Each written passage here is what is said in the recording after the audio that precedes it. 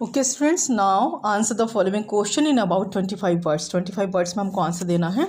So first question is what was the point in dispute between nose and eyes. Eyes और nose के बीच में जो dispute का पॉइंट था वो क्या था, क्या मुद्दा था।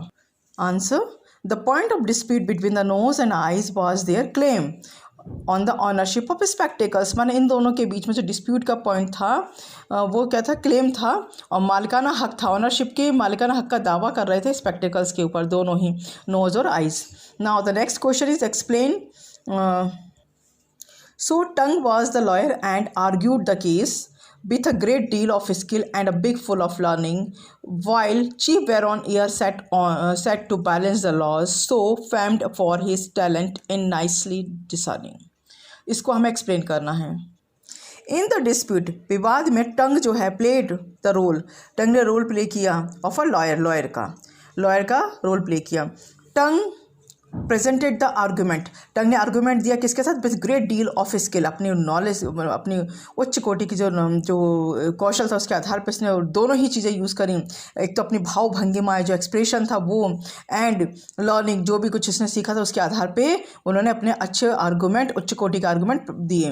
The ear was on the chair of baron, ear जो था, कान जो था, वो किसके पद पे था, वो चीफ बैरन के पद पे था, मुख्य न्यायाधीश के पद पे था, क्योंकि ही इज़ फेमस, वो मशहूर था, for his talent of discrimination, अपने जो भेदभाव करने के जो गुण थे, टैलेंट थे उनके लिए, बिटवीन राइट और रॉन्ग, क्या गलत है क्या सही है, इसके बीच में भेद करने में वो काफ़ी मशहूर रहा था। सो इसलिए चीफ बैरन की भूमिका यह निभा रहा था। Question number third, what were the arguments given by the lawyer in the favour of the nose and the owner of the spectacles. माने व्हाट वर द आर्गूमेंट्स, को क्या आर्गूमेंट्स थे जो कि लॉयर के द्वारा दिए गए थे, किसके फेवर में, नोज के, जो कि ऑनर था स्पेक्टिकल्स के ऑनर के संबंध में, क्या मतलब कि वो उसका मालिक है, इसके संबंध में क्या आर्गूमेंट्स दिए कि भाई वो उसका मालिक है।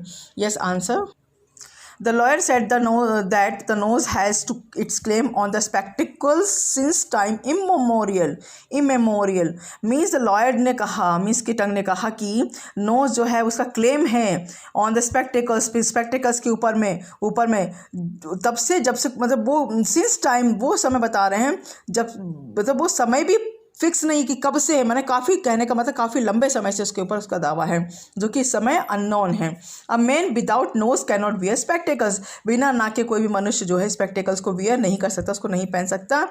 Spectacles seat properly on the bridge of the knows, spectacles जो है नोज के ब्रिज पे बहुत अच्छे से सेट हो जाता है, कहने का मतलब कि नाक पे बहुत अच्छे से फिट हो जाता है। In fact they are made for each other, यहाँ तक कि वो दोनों एक दूसरे के लिए ही बने हैं। Question number 4, Who pleaded the case in behalf of the eyes, किसने जो है आइज के बिहाफ में केस को प्लीडेड किया, केस की रिक्वेस्ट की, एंड टू व्हाट इफेक्ट, और क्या उसका इफेक्ट पड़ा और क्या प्रभाव पड़ा। So tongue pleaded the case on behalf of the eyes, tongue ने जो है आइज के बिहाफ में केस को प्लीडेड किया।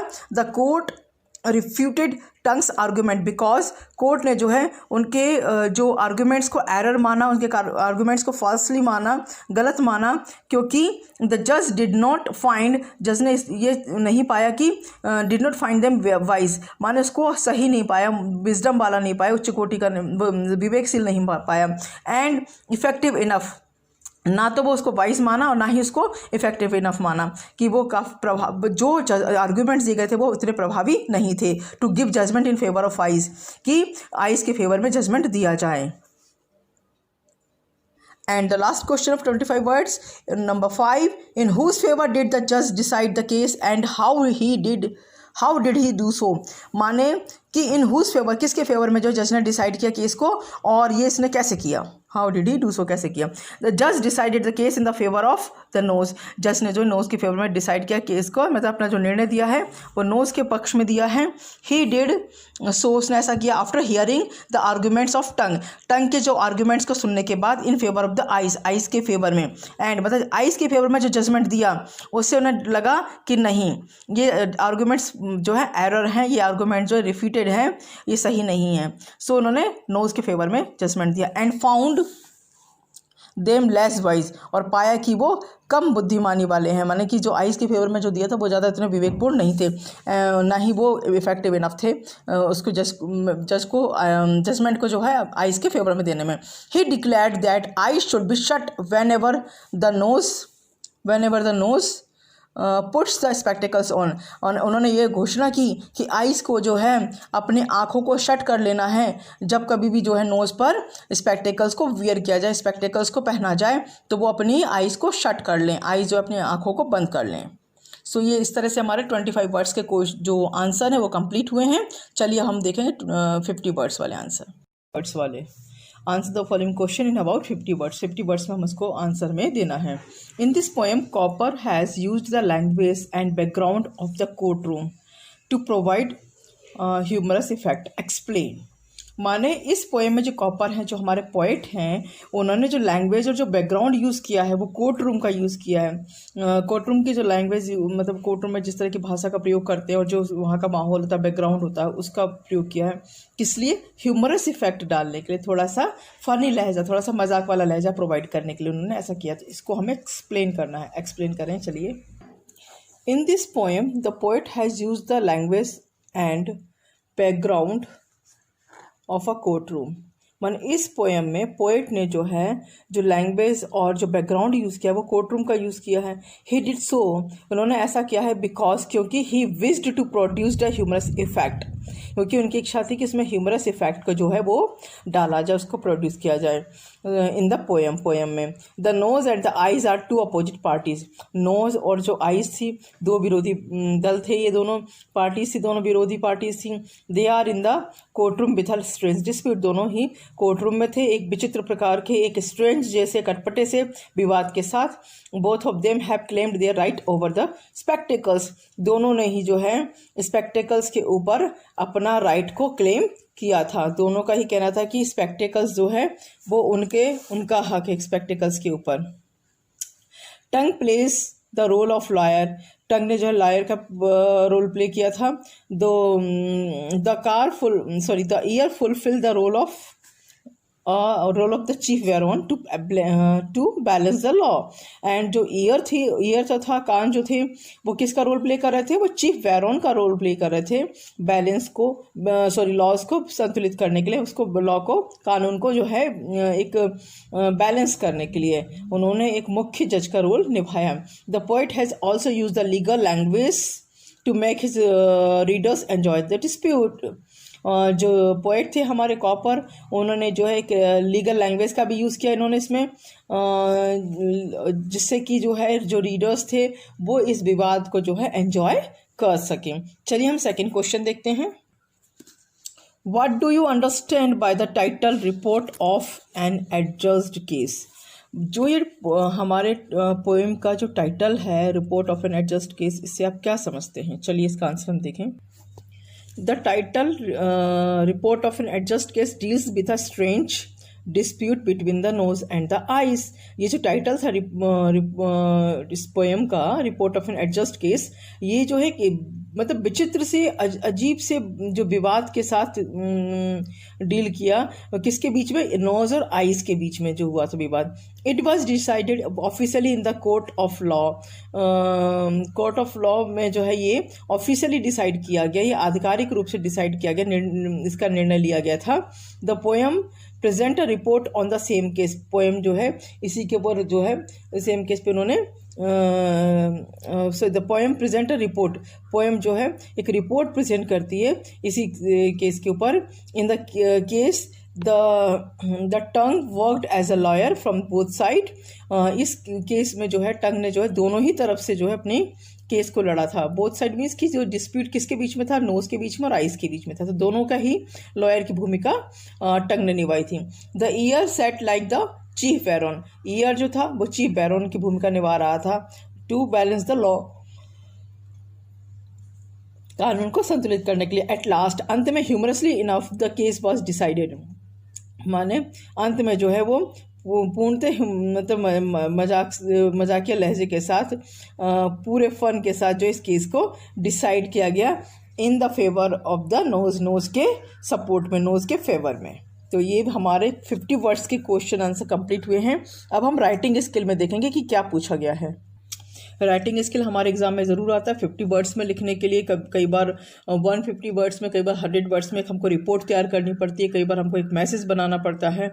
सो ये हमारे राइटिंग स्किल जितने भी दिए गए उसको हमें ज़रूर कंप्लीट करना चाहिए। सो ये दिया इन्होंने, first one, imagine you are a जज and theft case has been put up before you. माने ये इमेजिन करिए कि आप एक जज हैं, ये मतलब कल्पना कीजिए कि आप एक जज हैं और आपके सामने एक चोरी का केस आया है।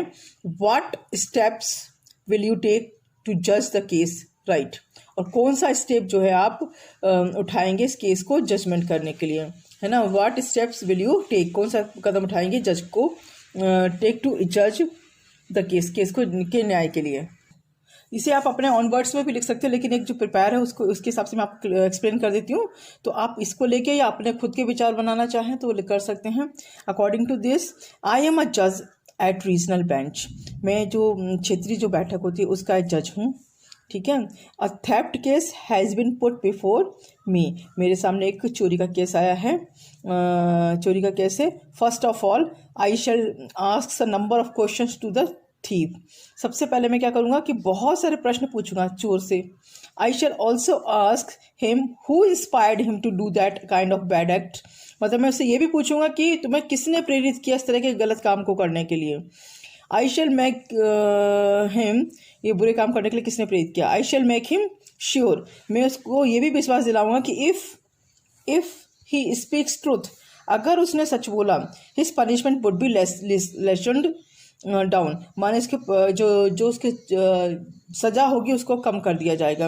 Once he speaks the truth, एक बार उसने सच बोला, I shall give him a word of honour, मैं उसको सम्मान दूंगा।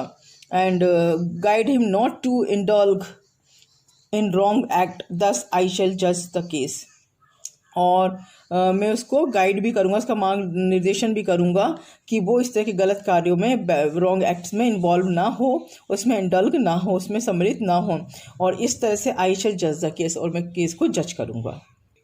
सेकेंड है, suppose you are the captain of a team, कि आप जो है किसी टीम के कैप्टन है। ये मान के चलिए कि आप किसी टीम के कैप्टन हैं, सपोज करिए। और draft a speech for your team members, अपने टीम मेंबर्स के लिए एक स्पीच को ड्राफ्ट करिए फॉर अ बेटर कोऑर्डिनेशन के लिए, कि उनमें अच्छा जो एक प्रकार की सामंजस्यता हो, और टीम स्पिरिट के लिए, है ना। जो जो जो अपना ग्रुप की जो भावना होती है, टीम स्पिरिट जो होती है, उसके लिए एक अच्छा सा ड्राफ्ट जो है स्पीच का, वो हमको लाइक स्पीच को हमें ड्राफ्ट करना है, माने एक भाषण हमें लिखना है। चलिए इसको कैसे लिखेंगे। Dear team members, I am here to address you. यहाँ पे मैं तुम्हें आप लोग को संबोधित करने के लिए हूँ। You are newly selected members of my team. आप जो है नए जो चयनित मेंबर्स हैं इस टीम के, इस दल के। Friends, now we have to work together for a victory of our team. माने दोस्तों, अब हमें जो है एक साथ काम करना अपनी टीम की विक्ट्री के लिए, अपनी टीम की जीत के लिए। एंड कंट्री, माने टीम की जीत के लिए और अपने देश की जीत के लिए एक साथ कार्य करना है। बट बिफोर दिस, लेकिन इससे पहले, I would like to tell you, मैं आप लोगों से कहना चाहता हूँ, the importance of team spirit, कि टीम की स्पिरिट की क्या इम्पोर्टेंस है, क्या महत्व है। एंड स्पोर्ट्समैनशिप, माने टीम स्पिरिट और स्पोर्ट्समैनशिप की क्या महत्व है, ये मैं आपको बताना चाहता हूँ। This is the only feeling that make every difficulty easy. This is only feelings, ये केवल वो मतलब फीलिंग्स है, वो भावनाएं हैं, that makes every difficulties easy, जिससे कि हर मुश्किल जो है वो आसान हो जाती है। With the help of this spirit we can achieve the highest and seemingly impossible target. इस स्पिरिट के साथ कहा गया, with this help of this spirit we can achieve the highest and seemingly impossible target. माने हम जो है ऊंचे से ऊंचे जो हमारे जो लक्ष्य हैं, और जो दिखाई देने वाले जो लक्ष्य, इम्पॉसिबल जो टारगेट्स हैं, हम उनको भी अचीव कर सकते हैं। Team spirit teaches us cooperation, sincerity, discipline. जो टीम स्पिरिट है वो हमें सिखाती है आपसी सहयोग, कोऑपरेशन सिखाती है हमें, गंभीरता सिखाती है, सिंसेरिटी और सिखाती है, अनुशासन सिखाती है। साथ ही पंक्चुअलिटी भी आती है इससे, हमारा है ना, समयबद्धता हम करते हैं, हम आज्ञाकारी बनते हैं, हमारा डेडिकेशन होता है, हमारा डिवोशन होता है, भक्ति है हमारा उसके प्रति, पूरी तरह से कॉम्प्रोमाइज़ करना, पूरी तरह से हमें त्याग करना, ये सब चीज़ें जो हैं हमको टीम स्पिरिट से आती है। Punctuality and obedience are the key words for sportsmanship. जो पंक्चुअलिटी जो है, जो समयबद्धता जो है, टाइम के पाबंद होना जो है, और जो ओबीडियंस जो है, आज्ञाकारी जो भावना है, ये की वर्ड्स हैं, ये मूल मंत्र हैं स्पोर्ट्समैनशिप के। I hope you all will follow the voice of your consciousness and commands of your friends. मैं आशा करता हूँ कि यू ऑल विल फॉलो, आप सभी जो है अनुसरण करेंगे, the voice of your consciousness, अपने जो कॉन्शियसनेस की जो वॉइस है, जो खुद की आत्मा की जो आवाज़ है, और जो कमांड ऑफ योर फ्रेंड्स, जो कमांड है, जो आदेश अपने फ्रेंड्स का, the captain of the team, for example जो टीम के कैप्टन है उनका, then we will work for the good of our country's reputation. तब जाके जो है हम अपने we will work for good of our country's reputation, हम अच्छा कार्य करेंगे अपने कंट्रीज़ के सम्मान के लिए, इसका रेपो के लिए, इसका रेपुटेशन के लिए। तो ये तो हमारा जो था पूरा, ये जो हमारा पूरा चैप्टर का कंप्लीशन था। तो इसमें हमने क्वेश्चन एंड आंसर करे हैं, 25 वर्ड्स वाले, 50 वर्ड्स वाले, एंड राइटिंग स्किल कंप्लीट किया है।